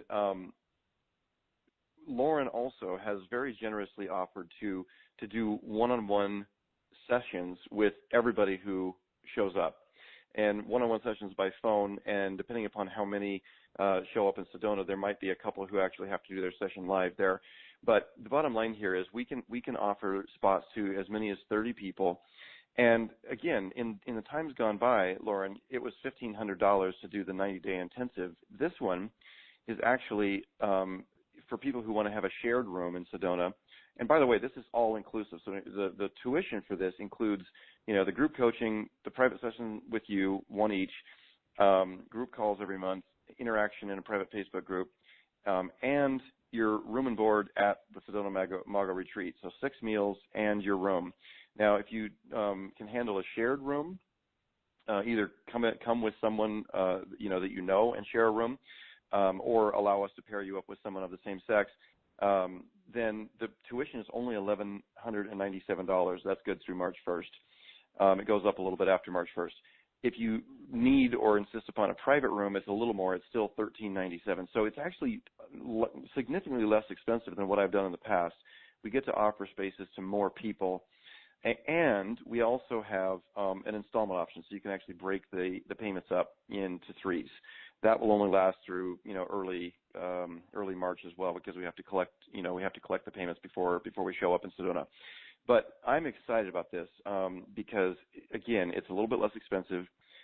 We get to offer more spots to more people, and then we get to show up at this amazing Sedona Mago retreat out in the Red Rocks Desert. And I went there last year and met Don Miguel Ruiz and spent the time, at the Gathering of the Shamans and got to hike out into the desert. As part of this, we will also be working with Heather Ash Amara on Saturday night, and we're going to be doing a group fire walk with her people, and those of us who go down there will also be able to do a fire walk. And by the way, this is an absolutely incredible experience. I've done it many times. The first time I did it, it really transformed a lot of things in my life, a lot of the fears, because from early childhood, we're taught that fire burns, and that truth is reinforced over and over again throughout our lives. But when you participate in this ancient practice of walking across hot coals, something fundamental changes in your mind. So if it's no longer true that fire always burns, what other limitations might be only held in place with beliefs? So I'm really excited about that. Now, for those of you who are completely freaked out by the idea of a fire walk, you don't have to worry about it. You don't have to walk on fire. You can observe. And actually, Heather Ash, who leads the fire walk, will teach, exactly what to do, what to expect, how to do it. And she is always very clear, only walk if your heart asks you to do it. But the group coaching and the experience in Sedona Mago, these are all designed to get us fully into momentum, into motion, into, actually writing that book that we are dreaming about. And maybe some of these dragons have kept us from finishing that first draft, or finishing the second draft, or deciding on publishing options, or whatever it is. So I just need to tell all of you that we have a lot of guests here tonight from Lauren's groups and a lot of guests from my groups. The Creative on Bootcamp folks have right of first refusal. So it's basically first come, first serve. If you fill up the 30, then that's all we have. After a day or two, during which you think about it and ask questions and all that, we're the company I work for, Insight Events USA and Hierophant. We're going to send this out and invite everybody in our writers list. We have over 3,000 people we're getting ready to email to and invite them to come to this as well. So we're not doing any kind of high pressure sales pitch. I know whoever is supposed to be there will be there, and if you possibly can and is calling your name, then I know it'll work out. So I'm sure we'll have some questions about that. Lauren, what are some questions that come to your mind about this, if any? And then I want you to tell us a little bit about what you'll be teaching down there in Sedona as well. Well, I'm really, really glad that you brought up the fire walk, because I don't know that I'm there yet. That was my first. I first was like, okay, we don't all have to do it, right? Yeah. But I would love to see that. That sounds great. So just to cover a few things that I'm going to be teaching there. One of the things I'm going to be talking about is tuning into the body. And we talked a little bit about this tonight with the dragons, but I really want to show people how when you go into fear, when you're having a hard creative moment, you can check into your body. How am I breathing? How am I holding my head, my back, my neck? How am I holding my hands? Do I feel like I want to run? Are my legs twitchy? That kind of stuff is really helpful, because when you do that enough, you realize you can control your breath, you can control your thoughts, and you can gain a lot more control than you ever thought possible. The other thing I want to teach is how to use methods that will help the writer come to the page with acceptance and gratitude. So much of the time we show up with expectations about what we should write and the skill level that we should be at. And I really want to show people, if you're saying what's good and right and true for you, if you're putting that down on the page, it's going to be good. You'll really surprise yourself. But it's really going to be good if it comes out of your true heart and what you truly believe. And that also goes into embracing what shows up on the page, whatever that might be, even if it's embarrassing or awkward or you hate the way that you phrase that word, whatever. That really goes into holding a safe space for the writer's voice. And that's something that I teach in my coaching sessions one-on-one, is how to get to know your voice and then how to just let it be and how to follow it. Your writing voice will always give you clues and like little red flags and little threads, and you just need to follow those things. How to speak the truth of that voice, whether you're alone or with others. How to dissolve limiting belief systems, and how to upgrade your belief system that will serve the writer better. So that's something we all struggle with. We all have beliefs and thoughts and feelings that maybe were embedded in us by someone else. Maybe we chose when we were too young to know better. But there always can be like a spring cleaning and an upgrade. Maybe you're still running Windows 95 on a part of your brain and you need to upgrade to the current model. So that's what I'm going to be covering at Sedona. Well, that's really wonderful. I mean, I can't wait to be part of that. And walking through this with all of you for the next end of February, middle of February, March, April. So we're going to be 2.5 months of doing some group coaching. So we'll have a call every month. We'll be interacting in a new private Facebook group for those who can join us here. And then each of you who signs up can get a one-on-one coaching session with Lauren. This to me is, if it's possible for you to do it, it's going to change your life. And it's not about me. It's not about Lauren.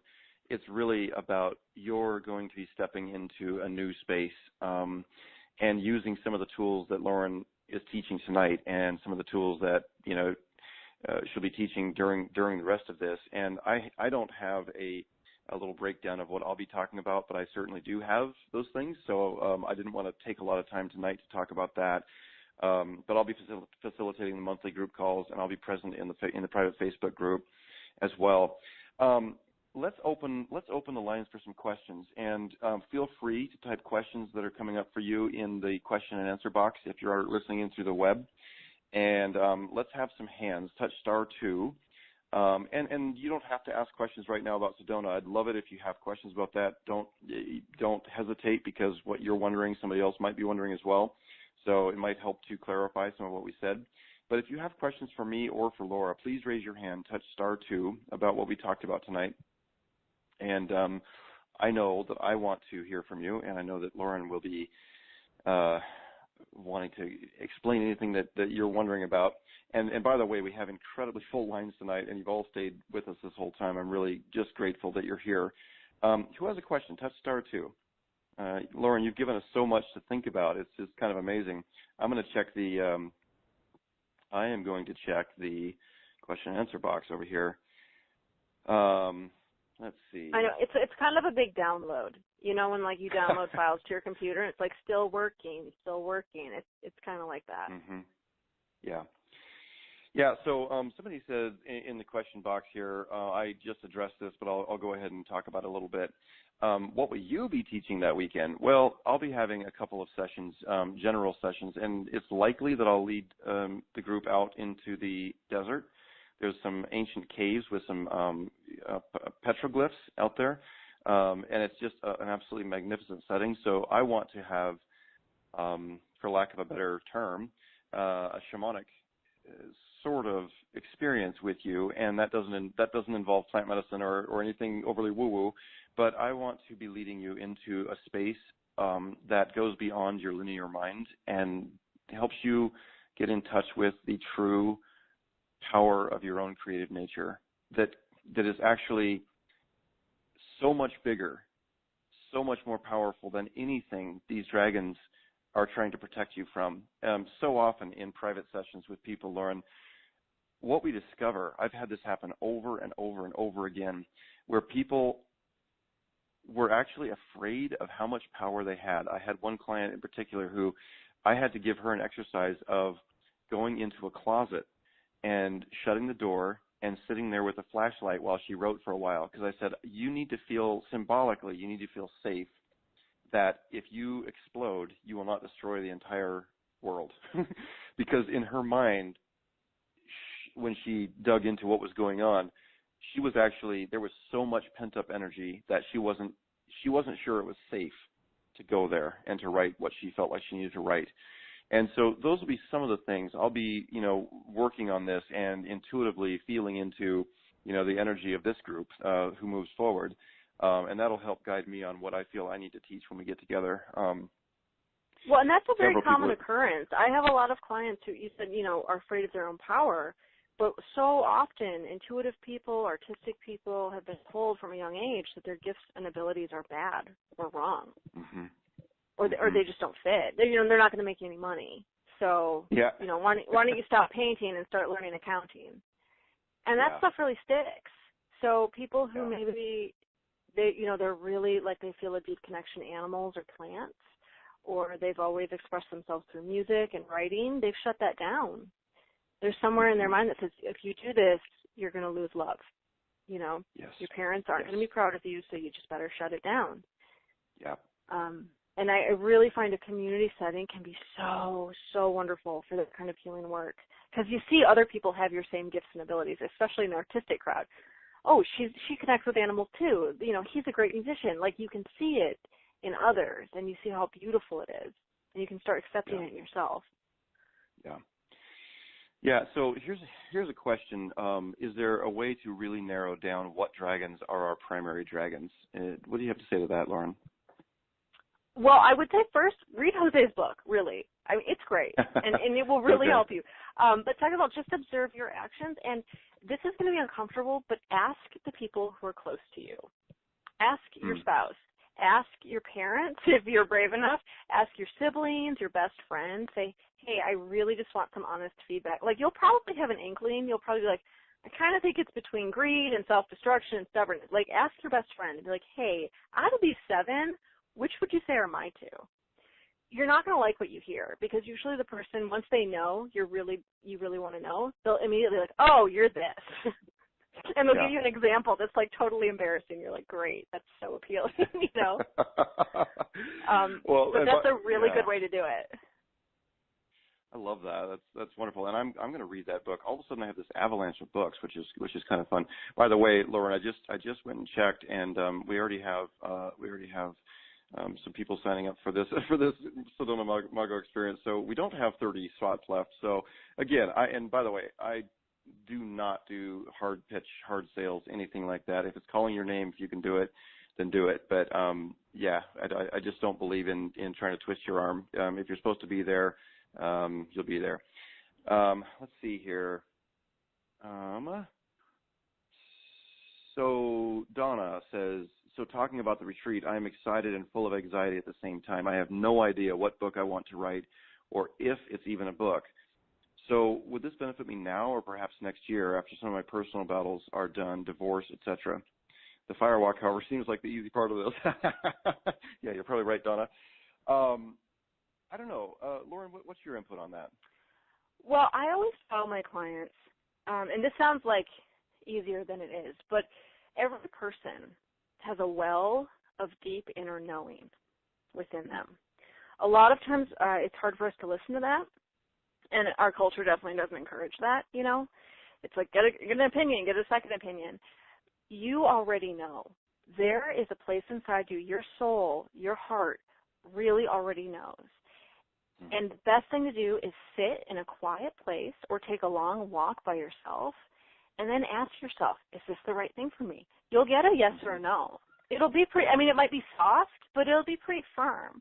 And if it's like, nope, not this year, you can listen to that. You can trust that. Or if you get, do it. You can really trust that. Like I said, it will be a soft voice. It's not going to yell in your ear, but it will be like very firm at the same time.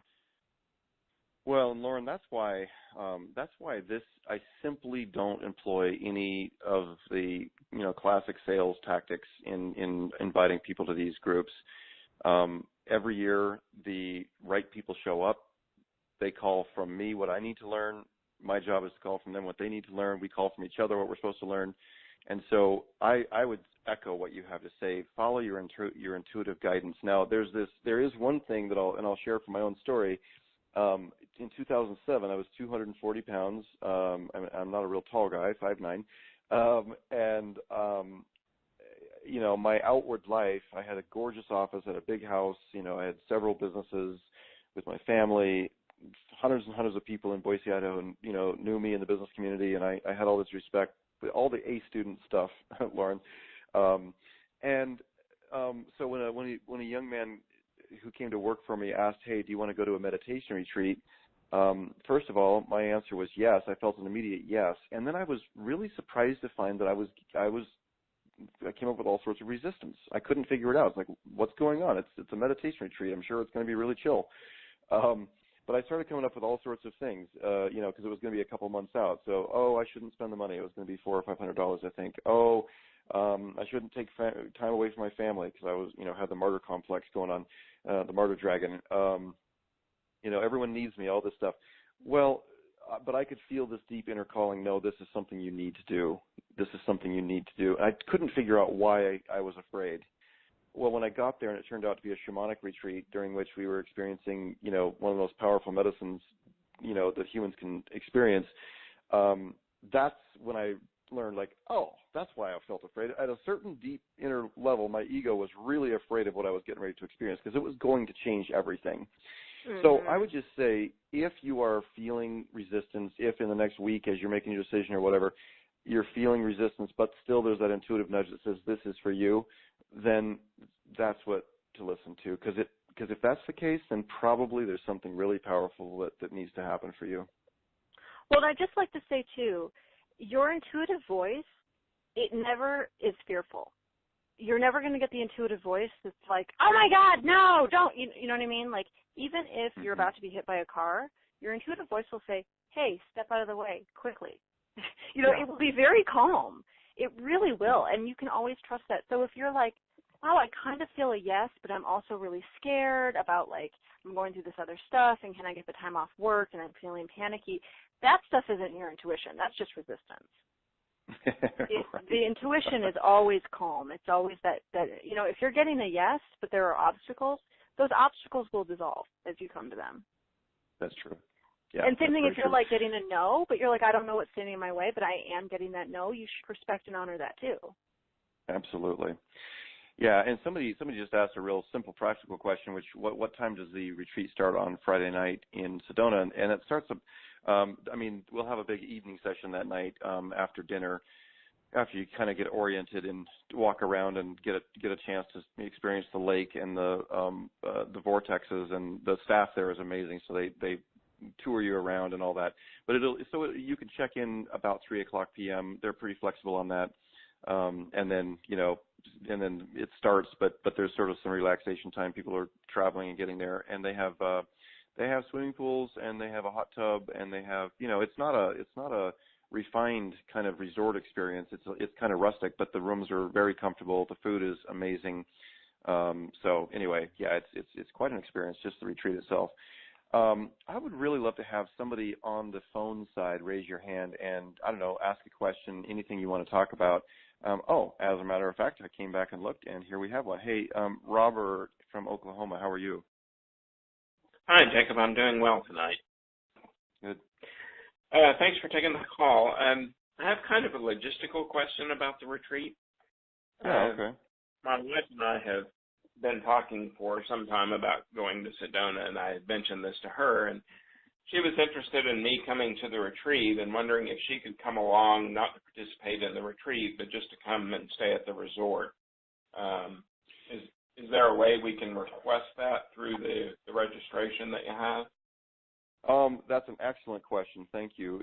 The answer is yes, but I'll have to have you register, and then Allison, who's our executive admin, will send you a special link for you to have a guest come along with you. So if you register under the shared room arrangement, then we'll work it out with you at a reduction for your wife to come and to share your room with you.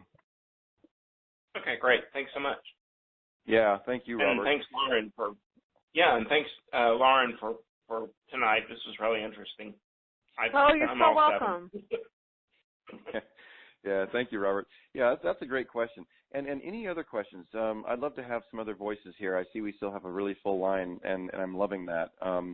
And while you're thinking of questions, I'll jump back here on the Q&A side. This has really been a refreshing experience for me, partly because you did all the talking, Lauren. I love that. Thank you for that. Actually, just for a second here, while we're waiting for any other questions to pop up, by show of hands, how many of you on the phone have read Lauren's book, The INFJ Writer? Touch star 2 if you've read Lauren's book. Yeah, definitely some hands coming up. Okay, cool. Even though it's written for INFJs, that specific Myers-Briggs type, I got so much out of it, even as an INFP dominantly. Just because, those things speak to me, the addictions and the behaviors and the procrastination and all of those things definitely spoke to me. So, Lauren, thanks for writing that book. And those of you who raised your hands, definitely recommend that you make sure and write a review on Amazon for Lauren. That'll help other people find the book as well. I'm getting, Cynthia says, read it, loved it. Deborah says, thank you so much, Lauren. Deborah says, thank you so much, Lauren. You're a great teacher. And here's one. It doesn't have a name, but it says, this goes back to what we were talking about before. It says, afraid of so much anger, afraid to allow any anger to the surface. And Lauren, that is a characteristic of this particular Creative on Boot Camp is, as I've talked about before, the wounded healer archetype. And the fact is, we don't come to adulthood and have a wounded healer archetype without some really crazy shit or some really painful things happening, usually in childhood. And, how that gets expressed or not expressed, but the feeling of anger or the feeling of stuffed anger, I just want to say that's incredibly common. And it's also incredibly common for people who have done a lot of personal work in their lives, gone through a lot of programs and really, gone to therapy and really tried to unwind what's going on with them. In many cases, when they feel like it's time to go start sharing with the world, and I'll speak for myself because this was definitely the case with me, I still had a reservoir of anger and pain inside of me that until I was willing to acknowledge it and let it come out, let it come up for, observation, for love, for healing. I was walking around. I was a walking around little rage monkey, and I had no idea because, Lauren, as you were talking about, about the dragons tonight, anger was not okay in my family, in the church group I grew up in. Anger was not okay. Everyone was supposed to be nice. They were supposed to stuff it. And what I came to understand later was that anger is energy. It's energy. It's power. But I didn't know how to let it out in a productive way. And I suspect that you work with people a lot around this subject. Do you want to say anything about that? Oh, yeah, for sure. Well, what I'd like to say is this is another cultural value we pick up is that negative emotions, anger, rage, bitterness, resentment, all that kind of stuff is bad. And that pain is bad. Pain is bad, suffering is bad, all of it's bad. That's why we go to therapy, to get rid of it. But as a writer, as an artist, this is your material. This is like a well in you of liquid gold. Yeah, it's hard to work with. It is. Yeah. But this is going to be your life's work. If you can get in there and say, oh, I'm going to get into that anger. I'm going to get into that icky, nasty resentment. I'm going to get into that bitterness. If you can work with it, that's where the magic comes. And you might write 100 pages that's just ranting. And then you'll get that one sentence and you're like, oh, that sentence is gold. That sentence is just truth. Yeah. And that's so it's really a gift for writers and artists. Like, it's not a bad thing. It's not bad stuff that needs to go away or get fixed, It is hard to work with. It is uncomfortable. Sometimes it's going to move through your body and you'll feel like a hurricane hit you. You'll just be sobbing and like tearing out your hair and your teeth are chattering. But then afterwards, when you're washed clean, you're like, oh, I could sit down and do some good writing right now, Yeah, so much. Wow. I'm just reading some of the notes here. Yeah, okay. Just trying to make sure that I've touched on anything else. And by the way, I know some of you have to go. Thank you so much for being here. We still have a very, very full phone line. I would love to hear some other questions. If you want to raise your hand, I would love to give you the chance to talk with Lauren directly here. You talk to me all the time, but you don't get the chance to talk with Lauren a lot. So if you have something, star 2 on the phone, and we will just take a few more questions because we have another 10 minutes or so here. One last thing I'd like to say about the emotions is that writers and artists are mostly intuitive folks. As you said, who's read my book, and a lot of people have because they came to it through searching for INFJ or INFP. And intuitive folks are very empathic and very sensitive. And so emotions do feel bigger to us. They do feel stronger. And so there is that fear of like, oh, can I really take this on right now? Can I really let this move through me? And we live in a society where most people are not interested in doing this work. You know, you don't go to the office and you're at the water cooler and people are like, how was your weekend? And you're like, oh, I worked through my abandonment issues and I ended up on the kitchen floor drinking vodka and sobbing every. Like, you wouldn't say that. You know, the person's going to be horrified. Like, in the employee handbook, it expressly tells you don't do that. So writers and artists are kind of the oddballs, as you know, detailed in your book, Jacob, Blessed Are the Weird. And that's why it's so important to have a community. That's why it's so important to come together with other people who are sensitive, who are intuitive, who are artistic, who get it. Yeah, agreed. By the way, I just want to quick shout out here. Addis says, greetings from Africa. Thank you. You guys are lovely. I think I've experienced all of them in a span of about 3 years. Dark Night of the Soul. Now a minimalist city hermit. Arrogant and stubborn Taurus. Hi, Africa. Hi, Addis. Glad you're here. I love it. There was a question here, though, that I wanted to read because it came in kind of earlier when we were talking. So Diana says, I realized my children's book about a little tree is actually autobiographical with an idealized ending. When I read it aloud, I cry at the same spot each time. Great during school readings. Actually, readings put me in a vulnerable space that I hope may help with my arrogance. Question, have you found that exposing your work helps to diffuse the dragons, Lauren? Oh, yes, for sure. For sure, in so many ways. Because the dragons, no matter what dragon is, it's telling you, it's sort of spinning this myth in your ear and it's isolating you from other people. And when you start putting your work out there, you start forming connections. You start opening up your heart and people see you. They see your essence. You know, so you realize I'm not better than anyone and I'm not lower than anyone. I'm just another person. I'm a human and they're a human and we're all going through this thing. Yeah. And you can see other people's stuff at work too and you're like, oh, I do that. It's okay. Yeah. You know? Yeah. And that's where the work comes in. If you're really doing the true deep writing work, your work will reach out and form a bridge between your heart and another person's heart. It really will. Like, it will really be that magical because they will recognize that you wrote truth, even if it was just truth for you. It doesn't have to be objective truth. If it's your truth, other people hear it and they know, and their heart's open. It.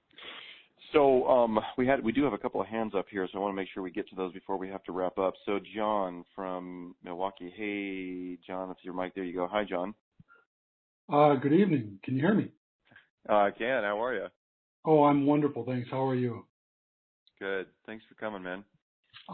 So look, I really didn't have a question other than to just say thank you to you both because this has been a very affirming class session and very helpful to me. So thank you both for putting it on. Oh, that's wonderful. Thank you. Yeah, that helps a lot. Thank you, John, and thank you for everything, man. You're a great supporter too. Appreciate you. My pleasure. All right, and then Toby from the UK is here. Hey, Toby. Hi, Jacob. Hey, how are you? I'm good, thanks. And thank you, Lorraine, for a really intelligent, insightful view of the mind and how we are. I've got a question which is to do with, is there a greater dragon that gives birth to these minor dragons? And is that dragon fear? Oh, yes. Yes, for sure. And that's a great way to put it. There's like a mama dragon, you know? It's like, you know, when you have like you're sort of battling the aliens and then all of a sudden you look up and you're like, there's the mothership. Oh no, like that's the mothership, the fear dragon. I mean, the fear seems to be so prevalent as a background noise in me and in life. Oh, yes. To produce so many things. I mean, most of life is moving through fear moments. You know, I mean, maybe the Dalai Lama doesn't have any more fear moments. You know, maybe you get to a place. But I think most of us are not the Dalai Lama. And it can be anything. It can be like you're in the middle of World War II, you know, and things are really dire, or like the grocery store is out of your preferred bread.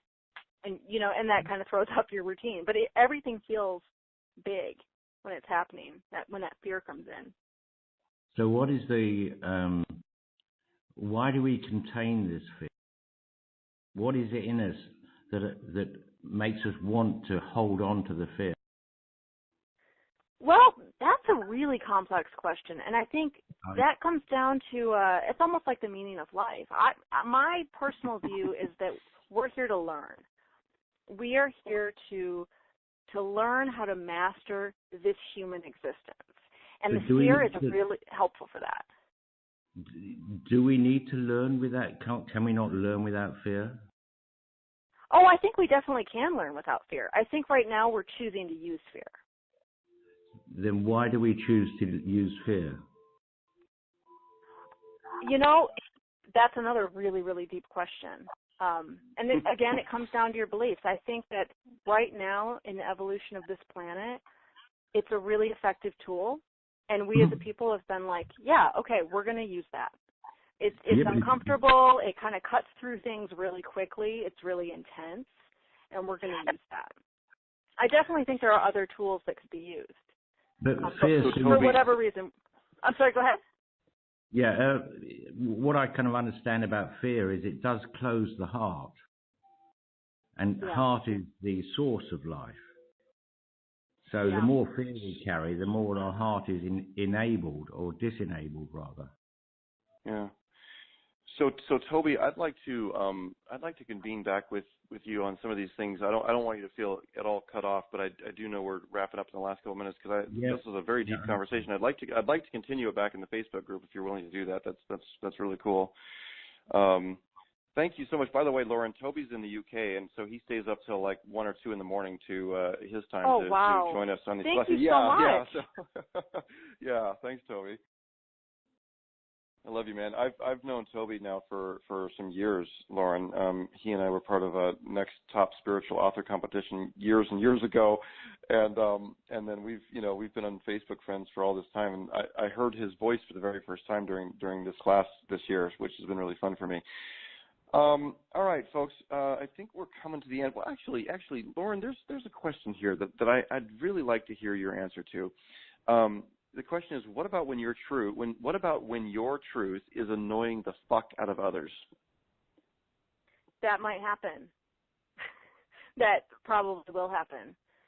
Yeah, it's okay.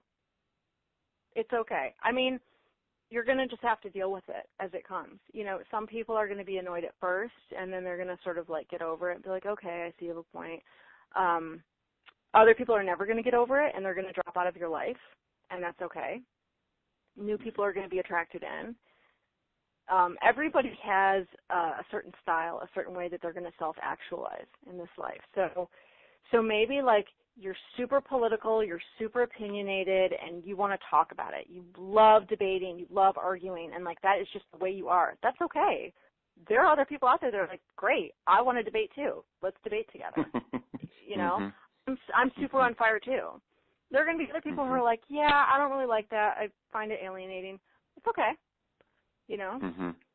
And that'll happen when you put your book out in the world. A lot of people will be annoyed, no end, by your book. And they'll leave you reviews and say, this book annoyed me. I could barely get through it. It's like, okay, that's fine.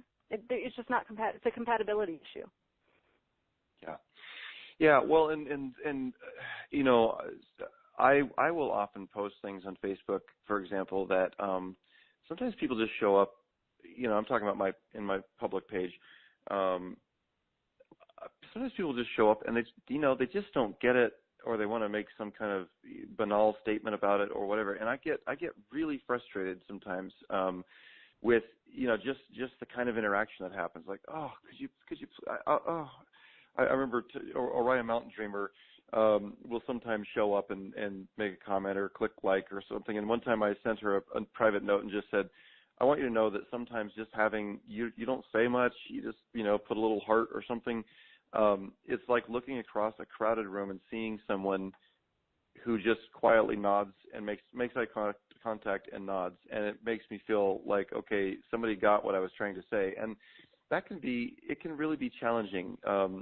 Again, I grew up and have spent my life as a guy, and of course, Lauren, you talk about this in your book. Not feeling understood, not feeling like maybe most people could understand me. And so I've struggled with this, for a lifetime. And just to kind of echo what you're saying, Lauren, is I've had to come to the point of learning that the process and learning that the tension and the resistance that I get, it actually does its work in me too. So it's not that I'm always right, or it's not that my way, because the arrogance dragon wants to raise its head in those cases and say, I am better than these people, like, fuck off, oh, I'm just so tired of this, yada, yada, yada. But I find that those times do their work in me. So. Well, and I just have one last thing about what if your truth annoys the fuck out of everyone else? The thing is, again, in our culture, we're sort of taught this idea that you're going to work on yourself and you're going to come to a place where everything's great then. And even with this dragon, people are listening to this and they're like, okay, if I can just control my dragons all the time, everything will be great and I won't experience friction with other humans. That's not realistic. We're here to annoy each other. You're always going to annoy people. People are going to annoy you. You might come to a point where you're like, wow, I'm alienating most of the people in my life. I wonder why I'm doing that. Okay, let's look at that, Or you might be like, I don't care that I'm alienating most of the people. I don't like most people. Okay. Yeah. Whatever you're working with, it's neutral. You're just working with it. Maybe right now alienation is your thing. That's what you're working on. Right. All right. Well, Lauren, I want to just wrap this up tonight, and clearly, this, what you talked about, this could be a whole weekend retreat just working on, the creative dragons. I mean, I have loved what you shared tonight, and I so appreciate it. And I just want to say, if this next step is calling your name, please don't wait. If you have questions about it, you're back in the private Facebook group. Please don't wait. Jump on it if you can. I don't want those who it's calling your name to miss an opportunity, because we do have limited availability here. But I can't wait to spend time with you in the months that are between now and when we actually get together in person. But most of all, I just want to thank you for being here. This Creative and Boot Camp has been the largest one yet. It's been challenging for all of us. We're living through some incredibly intense times. And Lauren, as you just said, most of us are sensitives. Many of us are empaths at some level.